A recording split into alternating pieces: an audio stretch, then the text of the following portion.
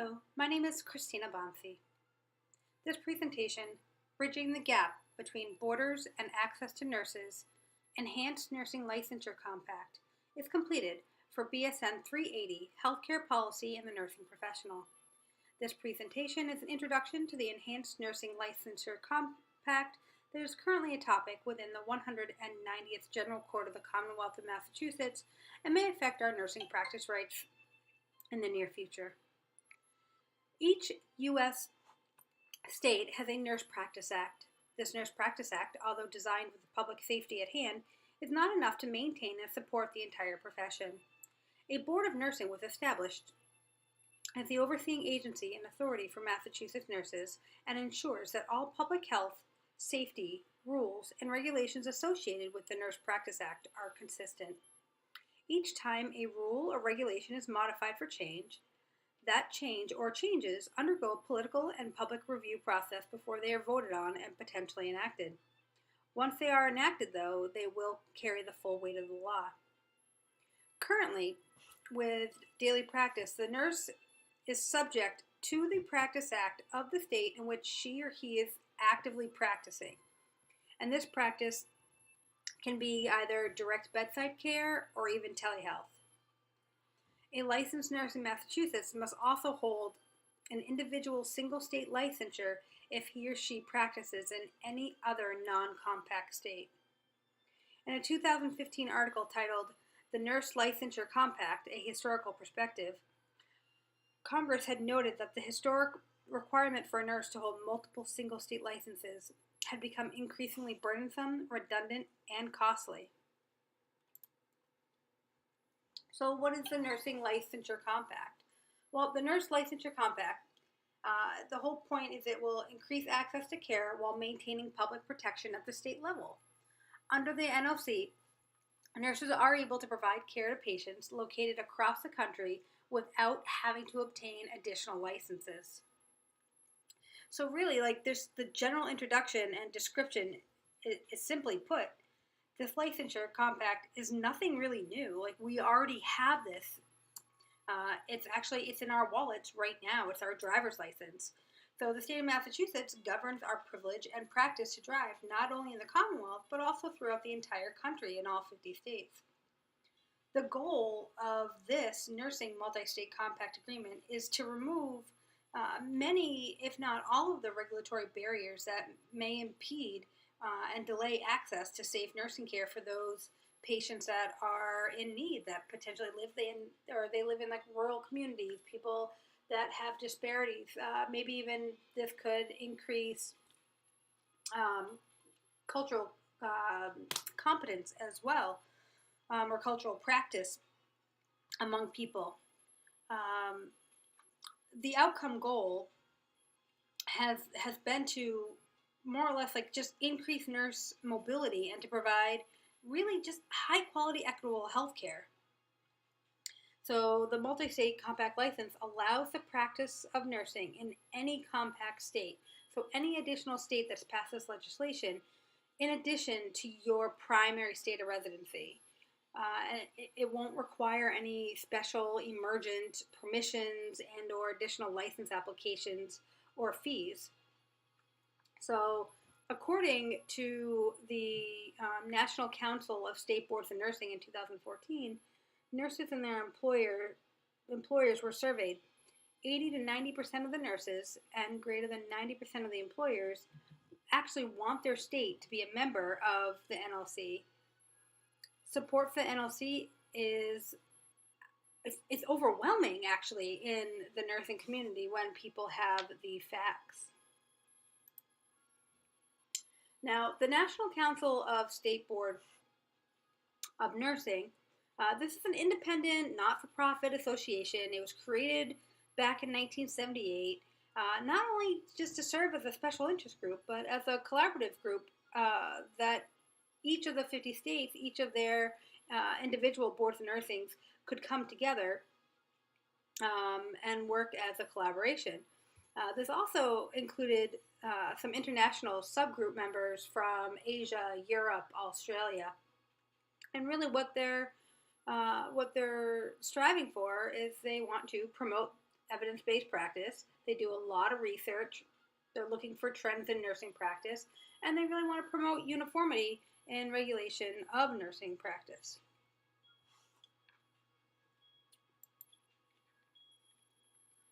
1997 was the enactment year for the inaugural National License Compact. Now, states started joining around roughly 2000. And within that first decade, between 2000 and 2010, there were 24 states that joined the compact. Montana was documented as the last state back in 2015 as the 25th state. Now that's only half.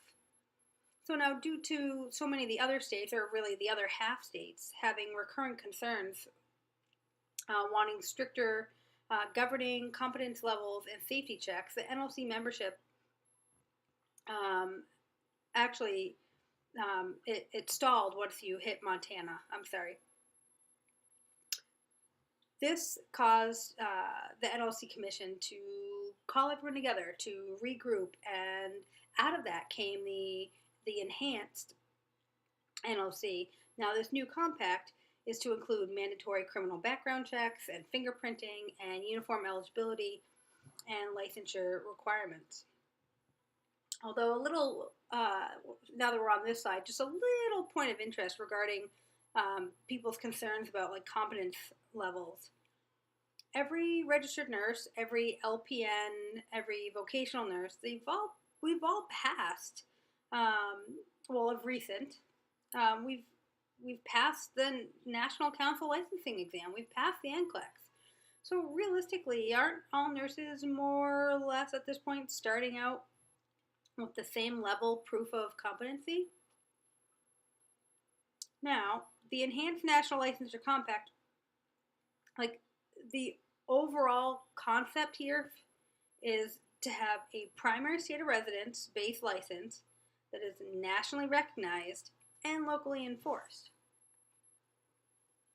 Moving on to the next slide, it's actually going to be the requirements, the new requirements of the enhanced NLC. So the requirements that are listed here are the updated list for all enacted compact states.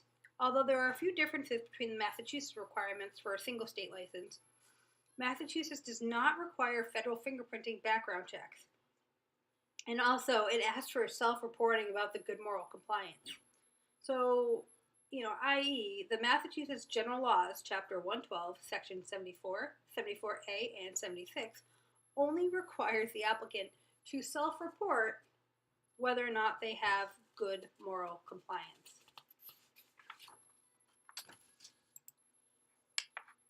So who do we think benefits from this, and really why? So, thinking about military families that relocate often, nurses are able to transfer or find new jobs without potential loss of work for 3 months or longer, depending on what the licensing requirements are in the new state. Let's think about the injured active or veteran soldiers. Once they complete their acute care, this might just allow them to remain in contact with their staff and their nurses, and actually even beyond their nurses, because this is going to be multidisciplinary, their physical therapist as well. Traveling nurses. How many people in this program might be a traveling nurse? This will decrease their time that they'll have to apply and wait for new individual state licenses before accepting a new assignment. Or if they're already within the compact, they can just go from one state to another and not have to keep paying for additional nursing licenses. Now, natural disasters, that's one that hits hard with me. Nurses all over the country could respond to help out, and so that way we're not just pulling from certain regions where they're allowed to practice and go down and assist. If everybody is able to send additional nursing staff to assist, then, in my opinion, there might not be an overuse or a drought somewhere else when all those nurses are now sent down to, heaven forbid, if there was a repeat of Katrina. Moving on to like telehealth, this is one of the main components and pushes for this compact because it'll increase the access to providers and possibly even provide better culturally competent care. Another idea I was thinking about are what about, pardon the terminology, but snowbirds? How many nurses want, have their primary residence up in Massachusetts, but they go down to Florida for the winter? This would allow them, to do both back and forth, and again, not have to worry about carrying two licenses. And students and educators. How many highly skilled nursing educators, are we missing out on that aren't supposed to be teaching across these borders? Just ideas, these are the people that I think would indeed benefit if nurses were able to carry the multi-state license. Now, who are some of these key players? So the American Nurses Association in Massachusetts actually submitted testimony back in June of 2017 in support of the act relative to nurse licensure compact in Massachusetts, and it was for House Bill 1188 and Senate Bill 1162. The National Military Family Association is requesting nurse spouses to write their senators, as they have found that, quote, every state except New York has some type of legislation to make it easier for a military spouse to transfer to a professional license from one state to another, but oftentimes healthcare professionals, especially nurses, are excluded from this legislation. AARP as well. They're showing support in their West Virginia branch, informing members that the state law was enacted back in 2017, aiming to ease the shortage of healthcare professionals and healthcare providers in West Virginia, especially in the rural areas, by allowing nurses to cross state lines to practice via telehealth. If you'd like to see the full list, go to the website www.nursecompact.com. You'll see a full page list of all the key players and supporters for this compact. So currently in Massachusetts, as I just stated, there are two bills. We have the House Bill of 1188 and the Senate Bill of 1162. Both bills are equivalent in language and intent. Both bills have been referred to the Committee on Public Health, and both have had their joint hearing. Although, if you see that little chart below, that's all the activity that I have, and I have not heard back yet from any contacts to see if if these bills are dead or if they've just not yet been reported. So their statuses are indeed currently unknown. So what are, the opposers? Like, the biggest one that I can find is definitely the MNA, the Massachusetts Nurses Association. But prior to discussing them, what are some of the financial discussion points that the opposers might have that, might not be the MNA? But compact states will receive a decrease in revenue as nurses will no longer be applying for single state licensure or renewals. Nurses will no longer have to purchase out-of-state continuing education classes. So those are just two little things that I could understand why there might be some hesitation about jumping on board if it is a financial matter for the state. But coming back on to track with the MNA, their opposition is as recent that I could find is in November of 2017. And it actually goes as far as to call it a, quote, wolf in sheep clothing. The MNA is citing examples stating that it would decrease the quality of the nurses as there are states without continuing education requirements. They're bold in stating as well that it's unclear how the compact model can adequately protect the public, particularly when the Commonwealth, as well as the public, has no means of determining in which of the 50 states a nurse is practicing at any point in time. So fundamentally, the statement's pretty far-reached, but it is technically true, but it's true as of current. And the Commonwealth has no idea how many other individual licenses a nurse carries, as there's no limit. But the Commonwealth is indeed informed, at least annually, about where the nurse was working because they have to file it on their taxes.